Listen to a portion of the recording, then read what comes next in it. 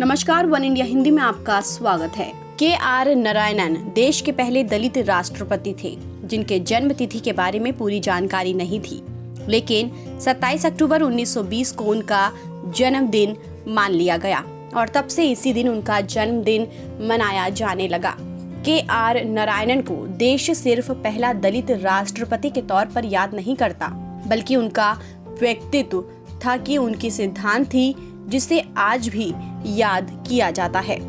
नारायणन जब प्रेसिडेंट बने उस समय इंद्र कुमार गुजराल प्रधानमंत्री थे, लेकिन कांग्रेस के समर्थन वापस लेने के कारण 19 मार्च 1998 को उन्हें त्याग पत्र देना पड़ा।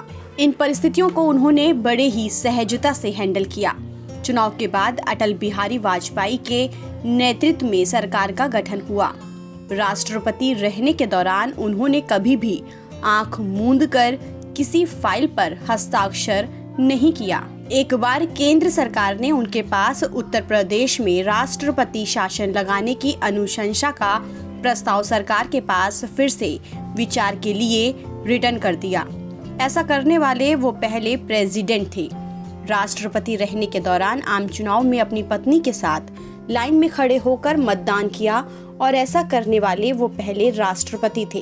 नौकरशाही से मंत्री और फिर उपराष्ट्रपति से राष्ट्रपति के पद पर रहने के दौरान उन्होंने मानवीय मूल्यों को हमेशा बनाए रखा। आदिवासी, अल्पसंख्यकों और समाज के कमजोर लोगों की आवाज उठाने के लिए वो हमेशा तत्पर रहते थे।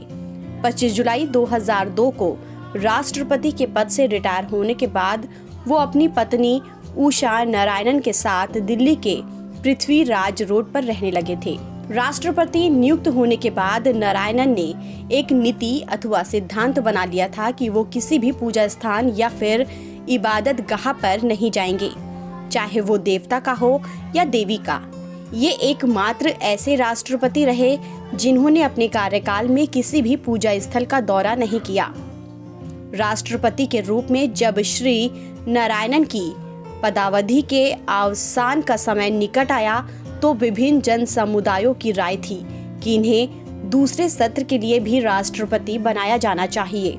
इस समय एनडीए के पास अपर्याप्त बहुमत था, लेकिन नारायणन ने स्पष्ट कर दिया कि वो सर्वसम्मति के आधार पर पुनः राष्ट्रपति बनना स्वीकार करेंगे।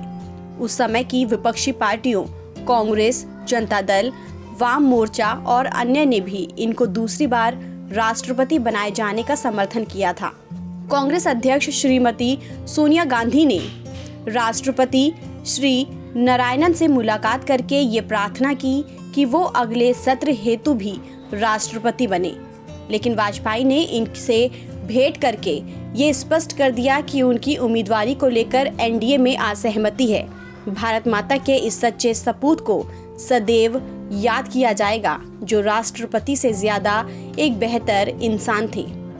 जीवन के अंतिम दिनों में निमोनिया से पीड़ित हो गए थे। इलाज के लिए उन्हें आर्मी रिसर्च एंड रेफरल अस्पताल नई दिल्ली में भर्ती किया गया था, जहां 9 नवंबर 2005 को उन्होंने अंतिम सांस ली। 24 जनवरी 2008 को इनकी पत्नी उषा नारायणन का भी निधन हो गया।